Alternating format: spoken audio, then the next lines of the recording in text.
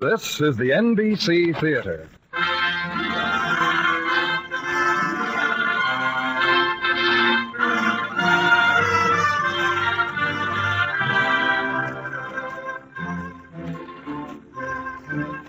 From the NBC Theater in Hollywood, we bring you an hour-length dramatization of a motion picture which won 10 international awards, including Hollywood's Academy Award as the best foreign picture of 1948. The film, Monsieur, Vincent, heard today in a radio version by Agnes Eckhart from the original screenplay by Maurice Cloch. The story is a true story based on the life of a peasant priest who became one of the first social reformers in France. A man whose life inspired the Vincentian Order of Priests and the Sisters of Charity. Monsieur Vincent, hear it now on the NBC Theater.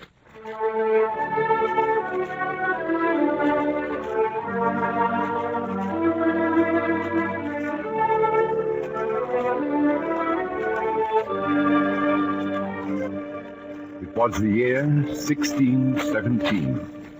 A man of 37, in a cassock of black homespun, sat patiently awaiting an audience with the Cardinal de Berry. His rough, weathered hands were folded in his lap, and the keen quiet of his eyes took no notice of the episcopal surroundings. Vincent de Paul was busy with his private dream. At length, the great doors at the end of the corridor opened to admit the peasant priest. Well, Monsieur Vincent, it's been just a year since last we met.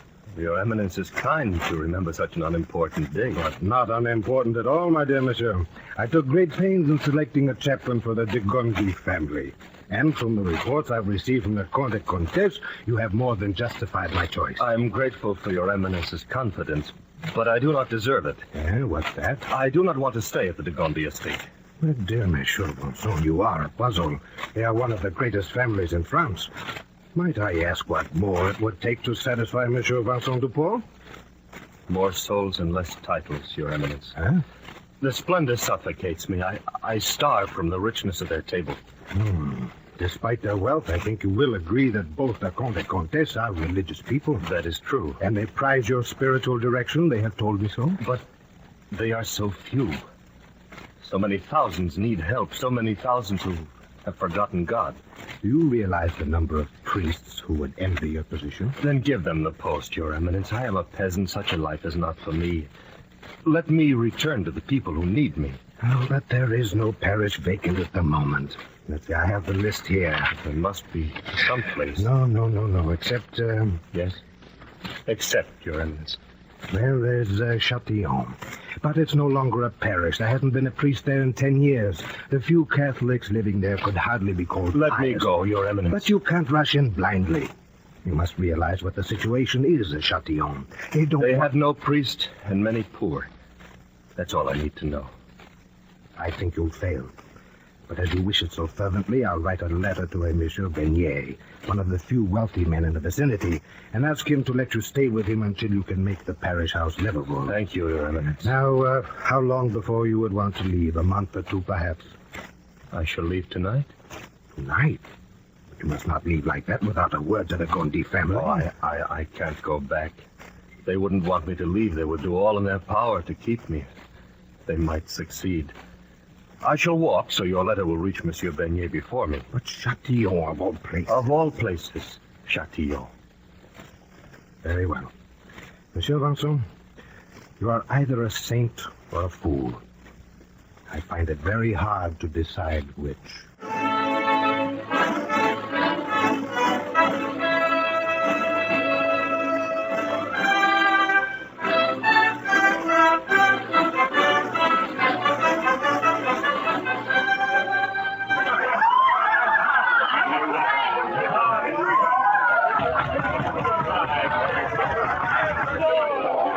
I beg your pardon, Monsieur Beignet, but there is... Who's making that infernal racket on the door? No one is to be allowed in. But he says you are expecting him. What's this all about? Who is it? His name is Monsieur de Paul.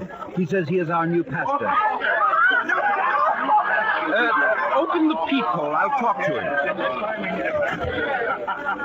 Monsieur de Paul? Yes. I'm sorry for this inhospitable greeting. You just arrived? Yes. And you met nobody in the village? There's no one in sight. Every house is shut tight like yours. All right, it's safe. Open up for him. I said it's safe. He's seen no one. Unbar the door.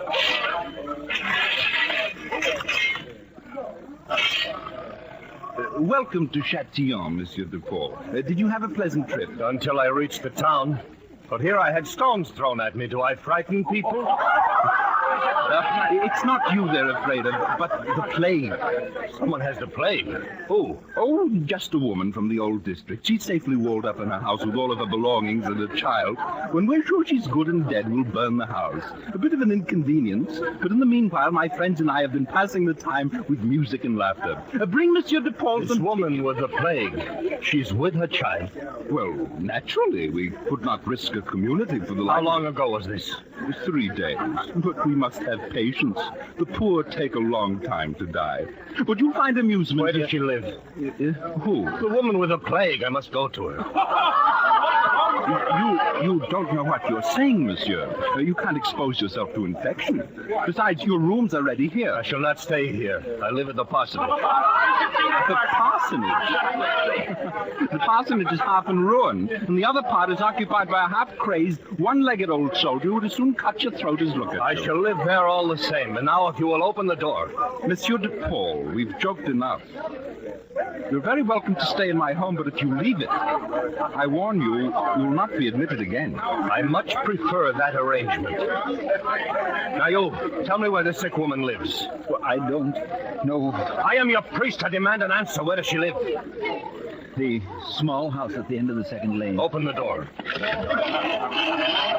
You will excuse me, sir, but I must attend to my duties. I thank you for your hospitality.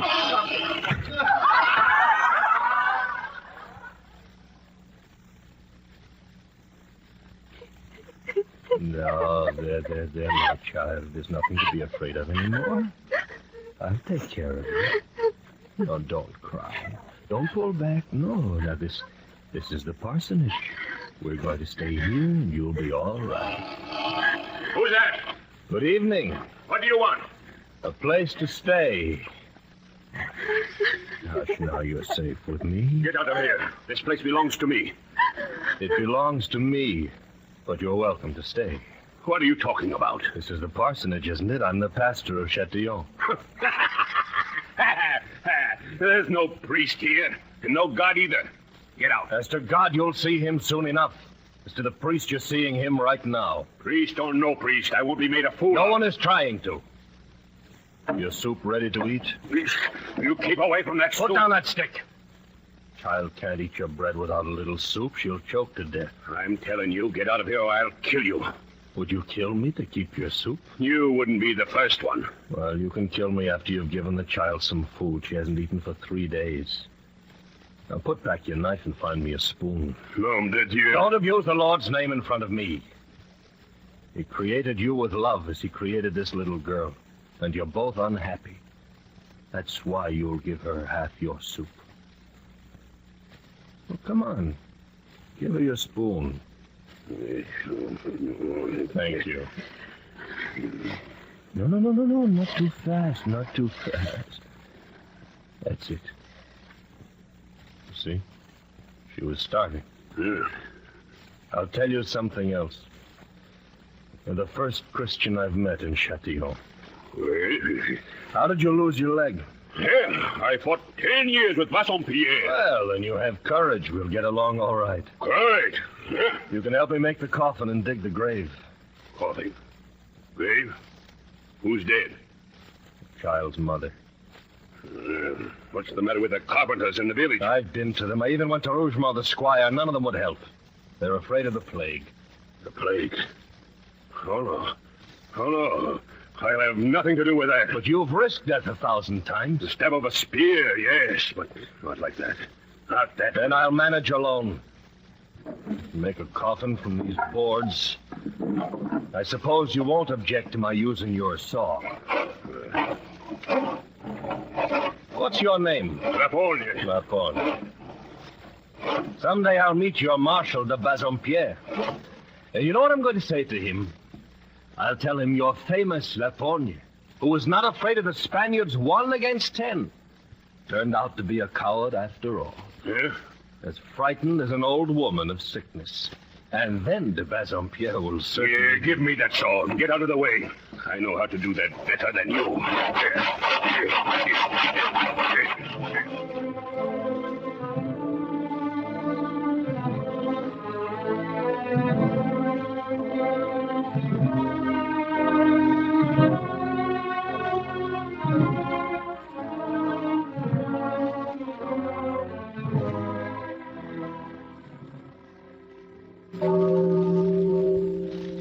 Requiem aeternam dona eis Domine, et lux perpetua luceat eis. Amen. In memoria aeterna erit justus, ab auditionem mala non timebit. Amen. Via Jesu Domine, dona eis. Requiem. Amen. We'll fill the grave now, Lapogne. Hey, look behind you, outside the fence. Half the town is watching us. Oh. A moment, Lapogne. I'll be back. Child, come with me. People of Chatillon, I want to talk to you. You see, I am still alive and well. The woman we are burying did not have the plague. You criminally killed her with your suspicions. And if I had not broken into her house last night, this little girl would have died with her. Devoured by dogs, perhaps. When I prayed for the dead, I asked God to forgive you, too. And this day, she must be praying for you also. And now, what will you do with this child that God has left to you? She needs a home, another mother. Who is going to take her? I am not speaking to those of you who are well off. I speak to the poorest of you, the one who has barely enough for her own. Let only this woman step forward to claim this abandoned child, and the Lord will smile upon her and bless her. He who is still poorer and still more abandoned. Well? I have 5 children already, but I'll make out for her. So be it. She is yours. Tomorrow is Sunday, and the church will be in order. I will say Mass at 8 o'clock.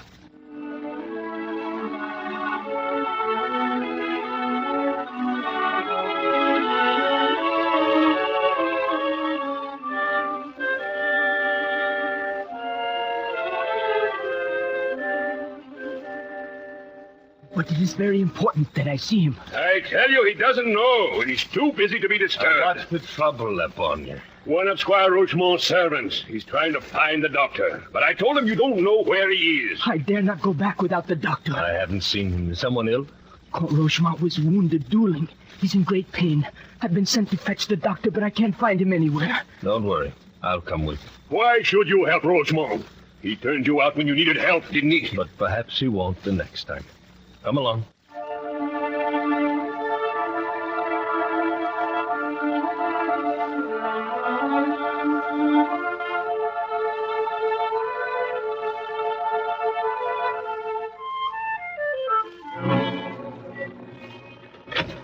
Count. Well, you fool, about time you got back. Did he bleed 3 hours like a pig at the butcher's? I searched the whole village, Count. Oh, keep quiet. What are you doing here? I've come to take care of you. The doctor can't be found. Get out of here. You will not say any Latin incantations over me. May I get you what you need? I'm Count Rogemont's niece, Louise de Marillac. A basin and some linen, if you please. And let's see, yes, I will need a scalpel, a dagger. A dagger? Haven't I bled enough already? You're a funny priest. Grave digger, surgeon. Huh? You had better not talk so much. Here you are, monsieur. Thank you, mademoiselle. No. Where did you...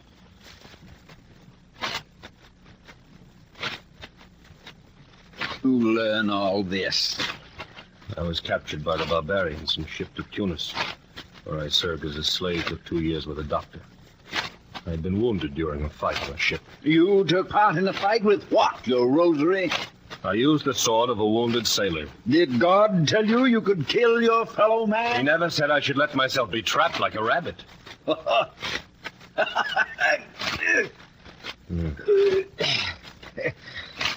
I like you. If all priests were like you, I'd go to church. Oh, I expect to see you there as soon as your wound is healed enough.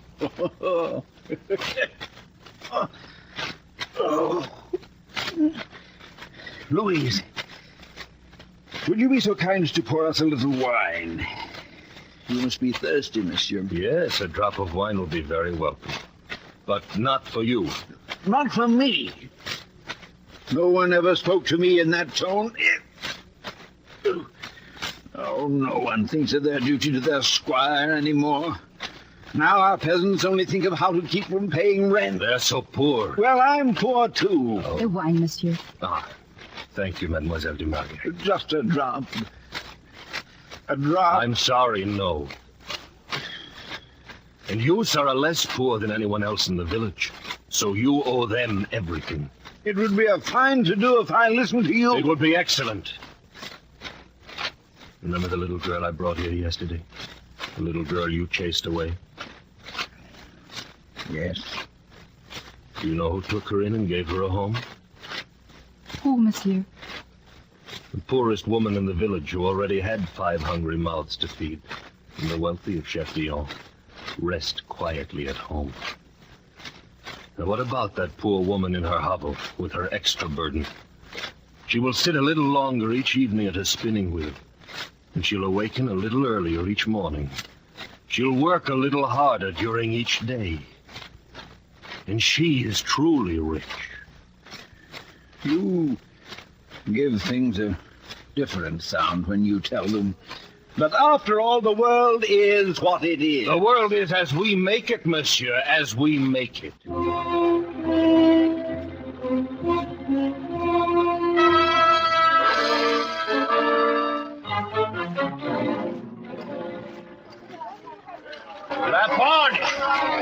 Lapone, you're coming with more soup. We have hungry people waiting. I'm coming. What would Marshal de Bassompierre say if he could see me in this yard feeding soup to the poor? He would give you a medal. De Bassompierre knows men fight better if they've had enough to eat, and the same goes for praying. How much happier a place Châtillon is now, Monsieur Vincent. Did you notice how crowded the church was last Sunday, Mademoiselle du Maurier? I did indeed. Even my uncle comes to Mass now. Yeah! Look at the fine carriage driving up. Some great person is paying us a visit today. A lady. Oh, You recognize her, Monsieur de Paul? Comtesse de Gondy. I'll be back in a moment. How happy I am to see you again, Monsieur de Paul. Heaven brought you along this path, madame, so that I might apologize to you. No, I should not have left your house without an explanation. Our meeting is not an act of heaven, Monsieur. I finally found out where you were, and I came purposely to see you. Oh? And to bring you back. Oh, no, that is impossible, madame. I have been named priest of this village, and I belong to these souls. Oh, I know why you left me. Cardinal de Beru explained your passion for helping many. I realized that one woman, weary and concerned about her salvation, is too little for you. But on my estates I have 12,000 souls. I give them all to you. But, madame... And my husband has agreed to provide a sum for you to establish a mission on our territory. You can get other priests to help you in your work. Cardinal Beru approves the plan. He wants you to return, to establish the mission of Montmirail. Then I had no choice.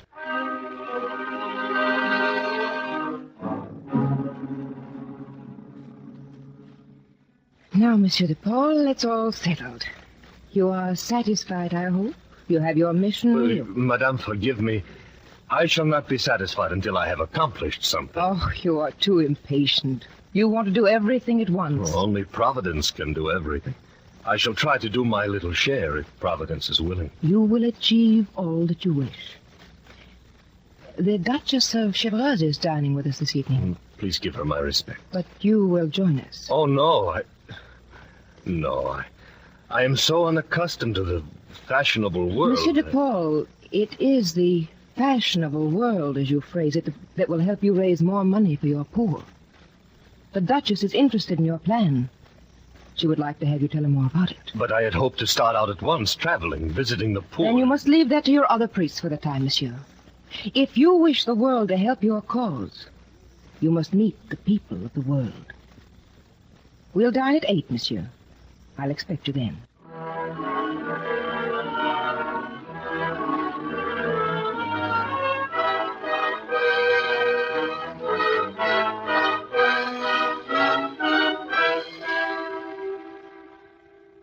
Come nearer, Monsieur de Paul. I suppose you're wondering why Cardinal Richelieu wanted to see you.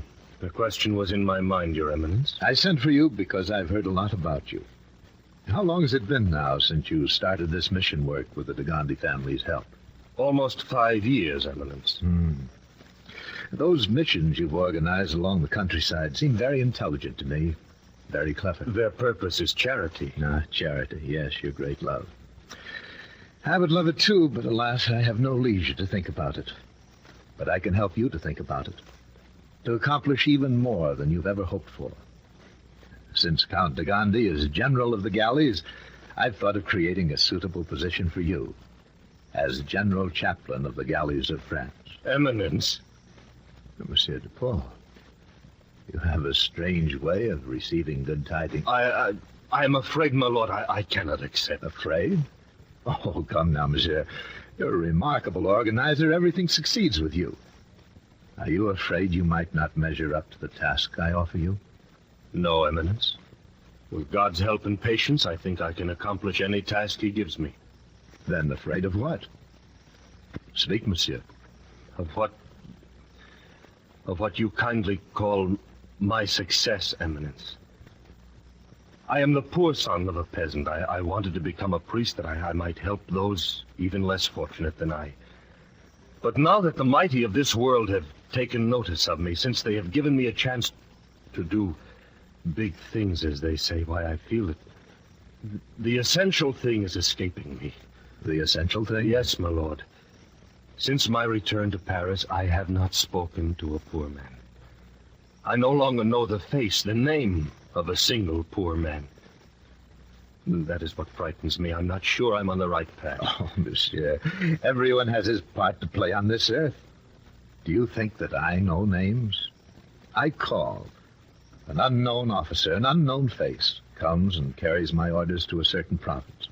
There an army of unknown men marches to its fate. Or in prison at dawn, an unknown head is cut off. Only my king and my country have names and faces that I know. But I'm not interested in your feelings, nor your preference, Monsieur de Paul. I appoint you Chaplain General of the Galleys, because His Majesty and France require it.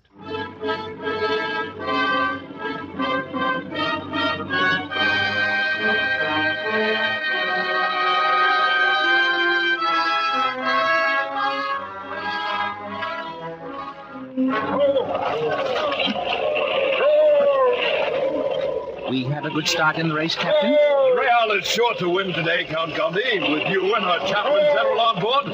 And I'm sure Monsieur de Paul is praying for us. Is that not so, Monsieur? Eh? You are praying, Monsieur? Yes, I am praying for the galleys. Lieutenant, bring us the walking canes. There you are, Captain. Will you have a cane, Monsieur de Paul? What is this for? It is a very clever invention, Monsieur. You see, the knob of the cane opens, and inside you have essence of perfume. Perfume? Mm-hmm. For me? It's a very necessary precaution. After sailing half an hour in a headwind, the stench from the crew is intolerable. You are a saintly man, Monsieur.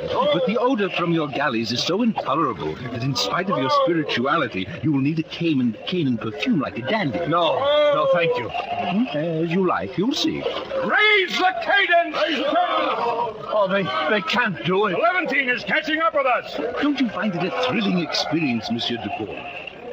Monsieur Dupont, you don't seem to be enjoying yourself. Perhaps you take the perfume now? Thank you, no. The Levantine is catching up, Captain. Cadence 29! It's impossible. They can't do it. But they can, monsieur. You will see. Chaplain General, this will no doubt offend your Christian charity, but the whip is a necessity. At the limit of their effort, it constitutes a stimulant to the crew. The galley slaves sometimes ask for it themselves.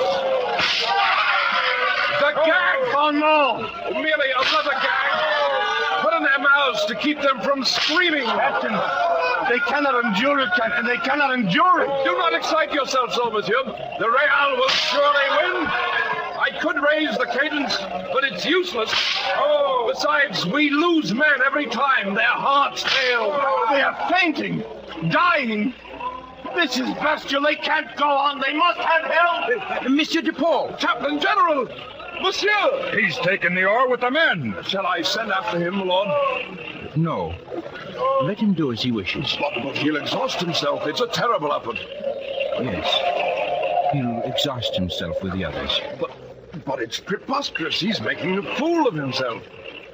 Or perhaps a fool of us, Captain.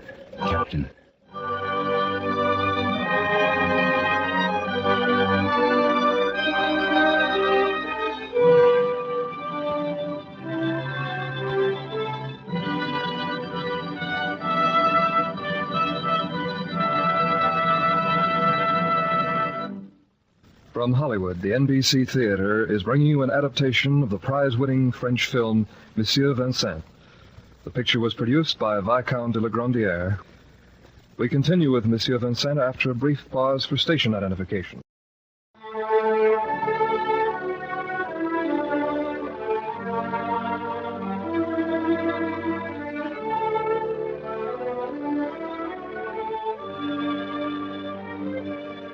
Exhausted he was, but in his weakness, Vincent de Paul achieved a victory.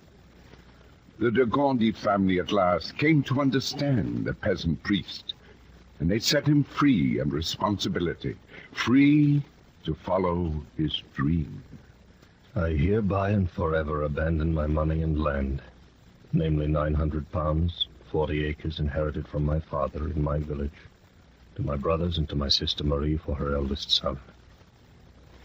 I desire to retain in this world no remnant of power or fortune, except to love and serve the poor, my brothers and my masters. But Monsieur Vincent found it difficult to serve the poor. As he walked the streets, they turned away from his priestly robe. In desperation, he sought out a cheap boarding house in the slums of Paris. Perhaps here he would find the answer. And so he did.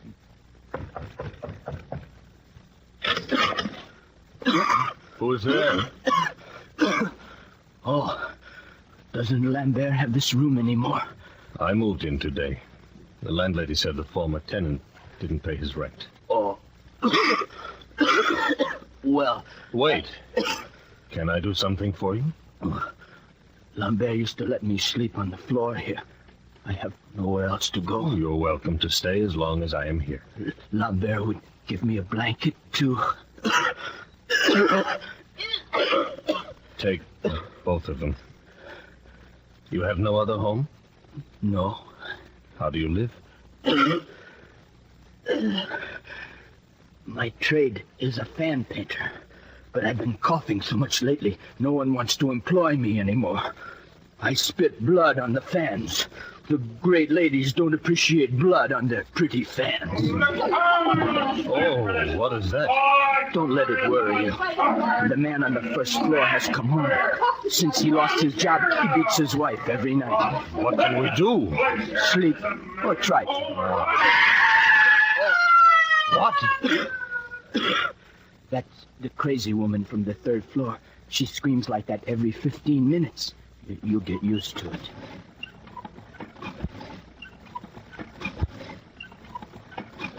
And that? What is that? The weaver. He gets paid 1 sou an hour, so he works at night, too. You don't know about these things in the churches, do you? I doubt if God himself knows about them.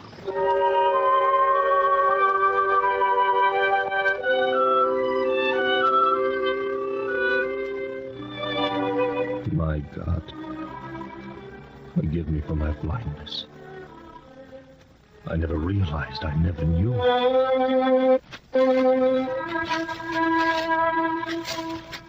Portai. Monsieur Vincent, I've been hoping you would visit our mission. Come along to the church with me. I was just going to hear confession. No, Portai, you must come with me at once. Where, monsieur? Back to Paris. We have work to do. Oh, but I cannot leave now, Monsieur Vincent. My people are waiting to go to confession. Leave them, Portai. They do not need you as others do. I learned a terrible thing last night. We cannot save the souls of men more dead than alive. We must lessen their suffering and give them life before the poor will believe they have souls. But, Monsieur Vincent... We have thrown years away, Portai. We can't waste another minute. Come along. We have work to do in Paris.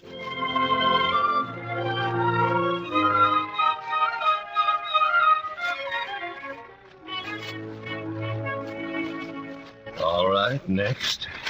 Jeremy Lebo, I thought your son found a job. But he also found a wife, and she says I eat too much, and it's not true. Yes, I know. You have already told me that. You haven't many teeth, but you can take care of yourself at the table, eh? Well, with a good soup, Father. The good soup costs money. We are very poor, too.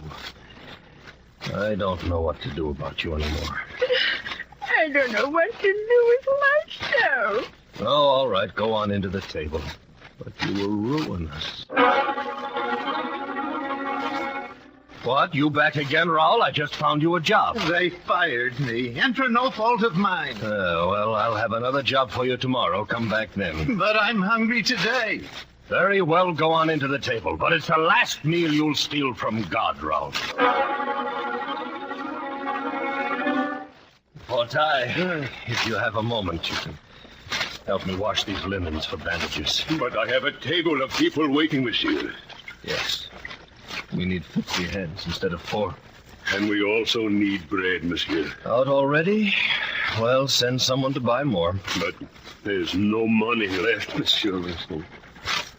Then start the meal with a long prayer. At least we have plenty of that. And we'll see. Yes, monsieur. Money. Always money. Can nothing be accomplished in the world without money, not even the works of God?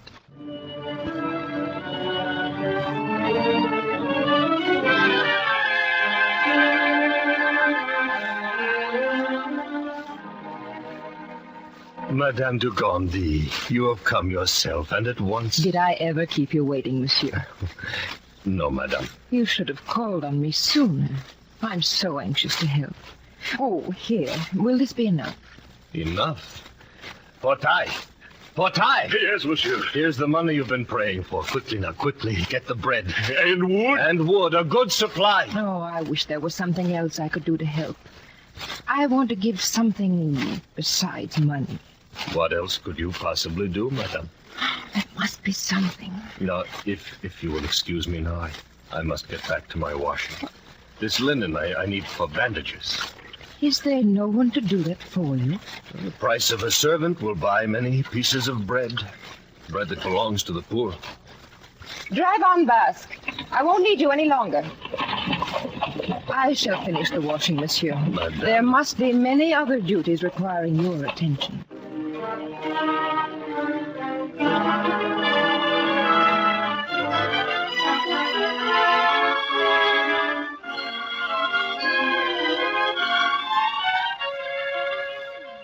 This is so exciting doing this. This is wonderful. Yes, could I have your attention, please? Oh, thank you. Since this is the first of our meetings which Monsieur Vincent has been able to attend, I think we should begin by thanking him for letting us help in his work. Oh, yes. No. It is I who must thank you for your assistance. Without you, I would find it very difficult to continue. You come down among my poor like angels from heaven. Angels bringing food, warm clothes, medicine. You know, I must admit that I was terribly frightened the first time.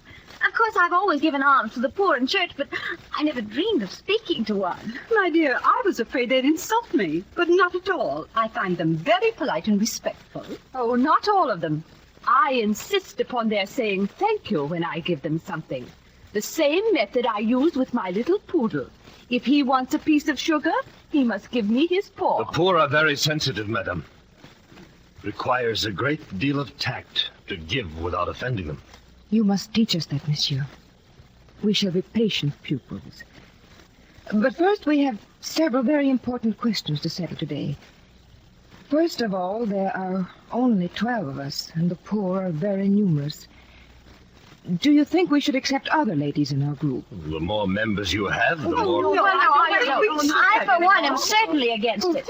After all, we have our position in society to think about. Well, I do think we might make some exceptions. For instance, Madame de Guémené spoke to me yesterday, and I thought Madame de Guémené. Well, let me tell you what happened to me yesterday. My butcher's wife accosted me right on the street. Imagine. Oh. And she said to me, Madame, I understand that you have founded a society called the Ladies of Charity to help the poor. And she was ready to give £1,000 to be admitted. Oh, good heavens. Oh, I said to her, Madame, fortunately, there is still a world in France to which money alone does not buy admittance. Thank goodness, that was a perfect... What do you think of that reply, Monsieur Vincent? Oh, I'm afraid, madame, I was humbly meditating on the butcher's £1,000.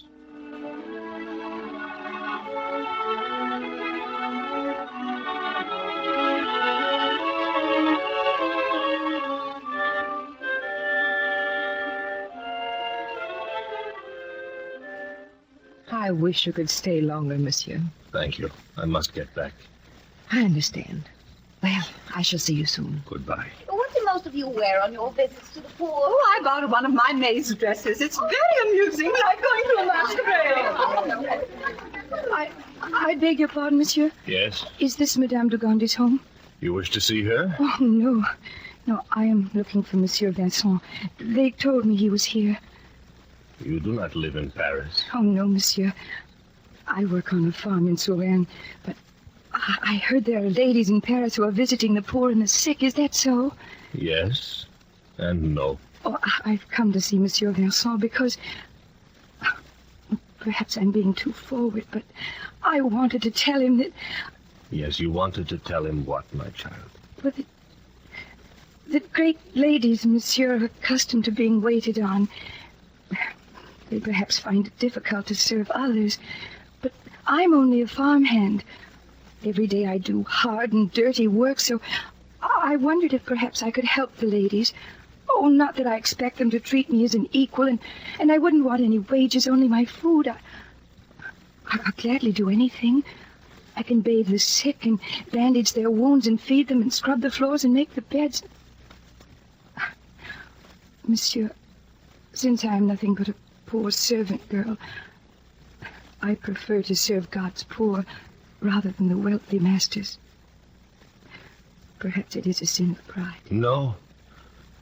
No, my child. Did you come on foot? Yes, monsieur. Have you eaten today? No. I left before dawn. I had to ask directions many times before I found my way. Go to the kitchen. Tell them Monsieur Vincent sent you. They will give you something to eat. Oh, monsieur. Do you think I will be accepted? I am sure of it. And I thank God for sending you to me. You have understood in your simplicity what I did not realize myself. It is with the poor that I shall save the poor.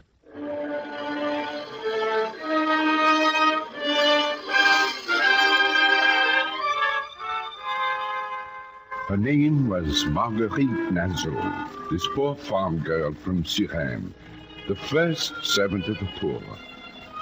The great ladies robed their charity in vanity and self-amusement, but she did it simply.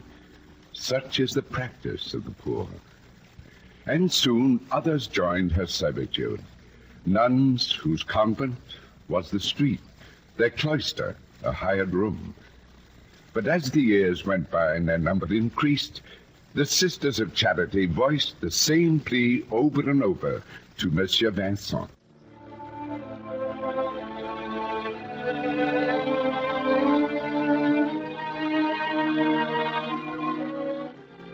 Monsieur, find us a community. We cannot go on living in the streets. Find us a place where we may live together with a superior to direct us. The place was found, the Priory of Saint-Lazare. But a superior to take charge of the convent, that was a different matter. In the Paris of piety or pageantry, there seemed no woman fitted for the task. But Vincent de Paul held fast to his dream, and so it came to pass. He saw her from across the room as she walked through the sick ward, a visitor like so many others. Mademoiselle du Marillac. Oh, no, monsieur. You are mistaken. I'm not the person you want. Why do you choose me? Because you are not happy with the life you lead now? You ask too much of me, Father. These people terrify me. I'm afraid, weak. And I have none of the qualities one needs to direct others.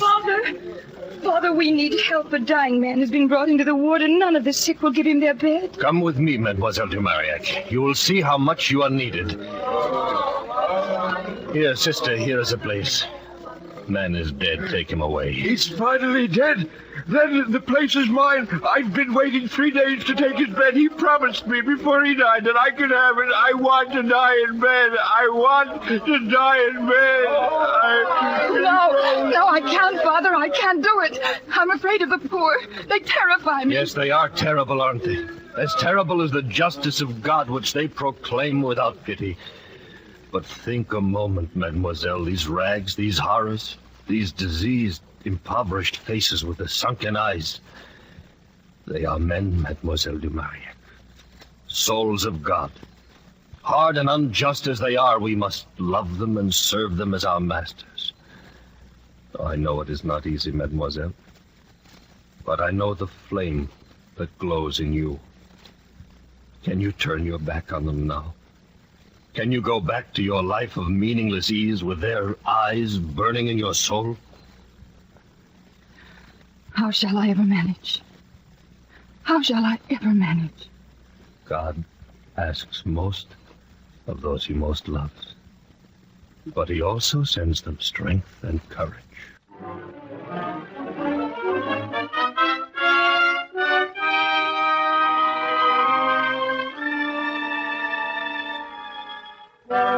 But have we the right to criticize him? Madame Baganda, you are too lenient with Monsieur Vincent. At first it was only the old people, but then it became the repentant women, the galley slaves, the sick, the prisoners, the beggars.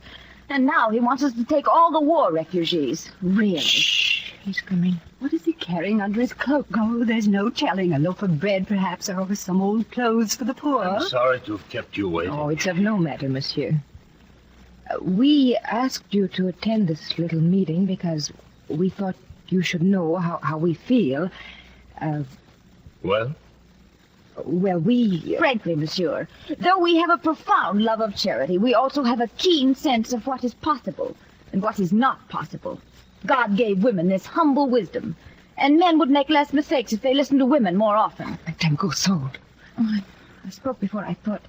Forgive me, monsieur. No, madame. I thank you for your observation. I am glad to know I sometimes lack common sense.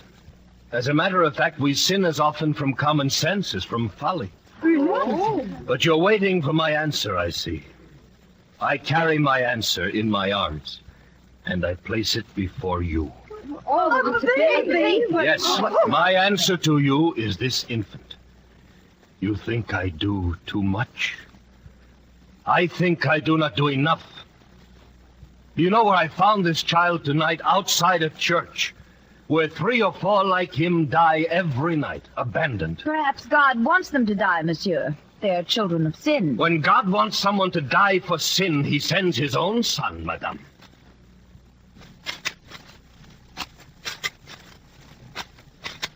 It is the cowardice, the indifference, the hidden vice of man that lets these children perish. Monsieur Vincent, though I respect you, I shall not follow you in this regard. I hate sin. I hate vice. And your great love of charity will not make me love this child of sin. I hate it. God hears you, madame. God cannot love it either. How dare you be the judge of that? I know that God wants me to save this innocent child before all other unfortunates. I shall go out every night and bring back others to this table. You will see them struggling and pleading for life, and we'll see if you will let them die. Please, Monsieur Vincent, there's an institution called the Cradle which takes care of such children.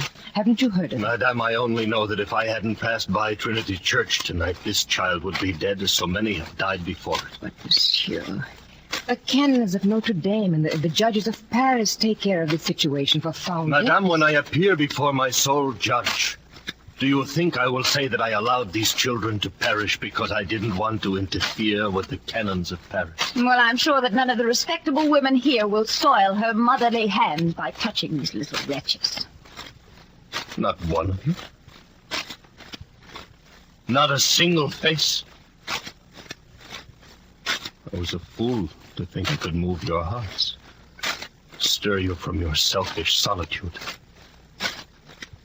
I beg of you, look at me at least. Out of charity, give me one glance that I may not be completely alone. And I have no other choice. I must try to see the Queen.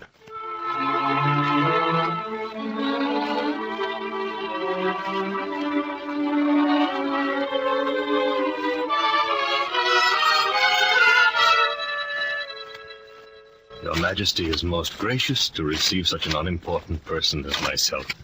I have long been informed of the good you have done for the poor and disabled of our country. And yet so much remains to be done, madame. It is the children I suffer for the most. The children, Monsieur Vincent? The innocent victims of men's sins who are left to die on the steps of the churches. Indeed, those that die are the more fortunate. The others are sold to beggars who maim and cripple them. This is our beautiful France. I wish to save them, Your Majesty. To make a home where they will be cared for in body and in soul. And is this the next project for your ladies of charity? Not as yet, madame. They have, of course, done much for me already, and they have been heavily burdened by the war. Oh, the fault is mine. I do not have the eloquence to persuade them. But if someone else persuaded them, if someone they hold in great esteem could set them the example.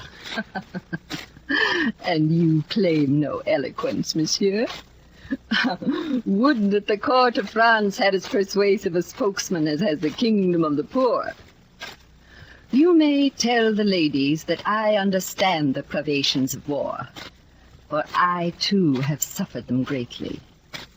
But fortunately, I still have my jewels, as I'm sure they have. But your necklace, Your Majesty, what can I ever do? Promise to pay me another visit, Monsieur Vincent. It is so rare to talk with a man who only seeks help for others, and never himself.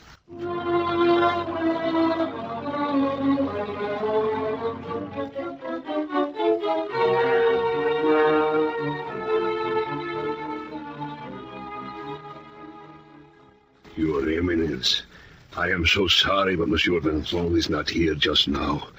We did not expect you. I do not mind waiting for Monsieur Vincent. And of course you did not expect me. I only arrived from Italy this morning.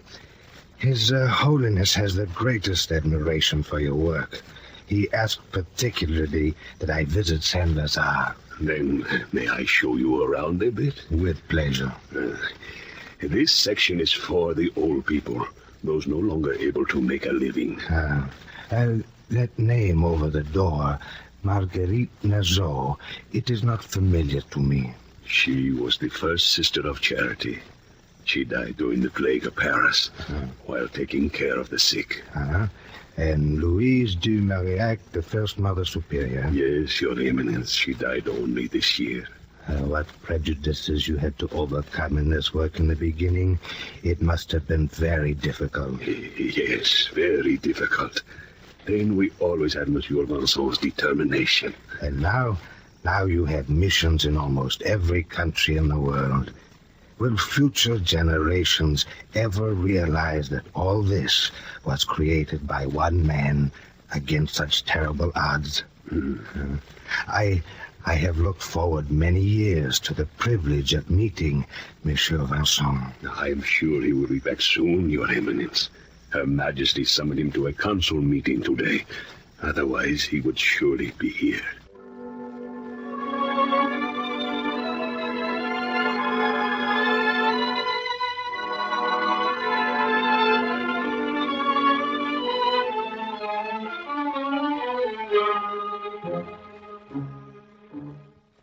Well, Monsieur Vincent, are you feeling better? You gave us quite a fright during the meeting. I beg your Majesty to forgive my weakness. Weakness? You do too much, Monsieur Vincent. We are both old now. One is old when one wants to be, madame. When one has time for it. One must take the time. It is good to reach the end. I have done so little. So little? Oh, monsieur, who on Judgment Day will be able to show a record as fine as yours? No, I have slept. I have slept so much, madame. I had to reach 80 to learn that one can do with 4 hours sleep a night. I've often been weak and closed my eyes to forget the misery. Then what of us, monsieur? Those of us who thought only of pleasure and our own desires. Without you, we would always have kept our eyes closed. I've wanted everything. I've had everything. But you thought only of giving. You sacrificed happiness and power. You built other things than vain palaces and vain glory. Tell me, monsieur, on the threshold of death, do you feel this gaping void behind you? You, too? Yes, madame. I have done nothing. Then what must one do in life to accomplish something? More. Always more. I am expected at Saint-Lazare. The poor are waiting. Does your Majesty allow me to go to them? Go, Monsieur Vincent, and tell them that the Queen of France humbly asks their pardon for keeping you away this long.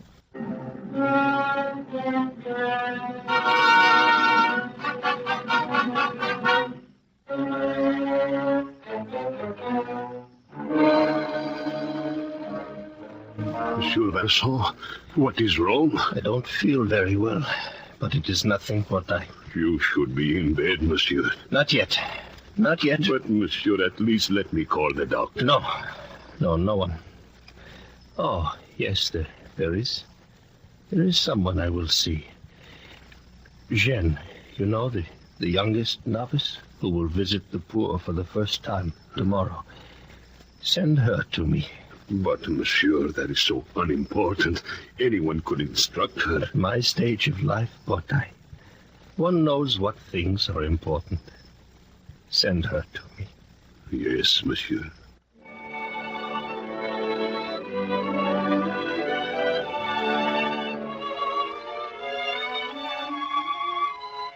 Ah, my God, is it thy will that at last I go to thee? Wilt thou at last call me to rest? I have done so little. Oh, I'm tired, it is true. I am tired. Who is there? It is Jeanne, monsieur. Ah, come nearer, Jeanne. Yes, I wanted to see you, to speak to you. Oh, you're brave and good, Jeanne. And tomorrow, Tomorrow you will visit the poor for the first time. Yes, monsieur. I could not always talk to all the girls before they visited the poor. For the first time, one does not do all the things one should. But to you, the youngest, the newest, I must speak. It is very important. Remember well what I tell you. Remember always. Yes, monsieur. You will soon learn that charity is a heavy burden. Heavier to carry than the bowl of soup and the basket of bread. But in spite of everything, always keep your gentleness and your smile. It's not enough to give soup and bread, these things the rich can give. You must do more. You are the little servant of the poor, a sister of charity, always smiling and pleasant. The poor are your masters, sensitive and exacting masters, as you will see. But the uglier and the dirtier they are, the more unjust and abusive they become, the more you must love them. It is only for your love alone, that the poor will pardon you the bread that you give.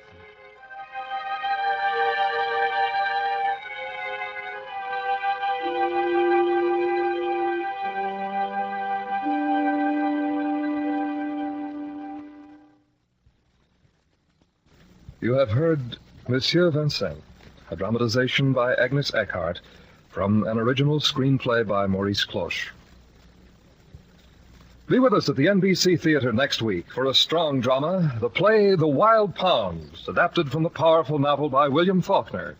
The following week, a farce comedy by Molière, The Doctor in Spite of Himself. And the week after that, we will bring you a first American radio presentation of a work by Jean-Paul Sartre, The Chips Are Down.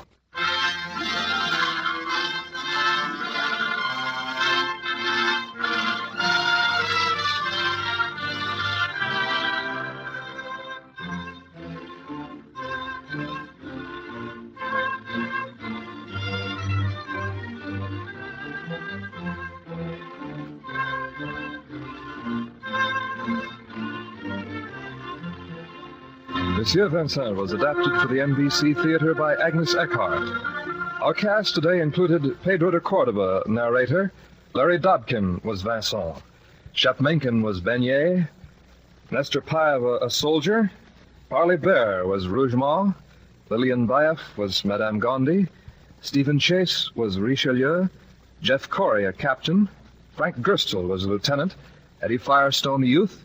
Eve McVeigh, First Lady, Florence Ravenel, Second Lady, Elizabeth Harrower, Third Lady. Lynn Allen was Marguerite. Gloria Ann Simpson, the Queen. Jan Arvan, Cardinal. And Helen Andrews, Louise. Your announcer, Don Stanley. The NBC Theater is produced by Wade Arnold. The director of the NBC Theater is Andrew C. Love.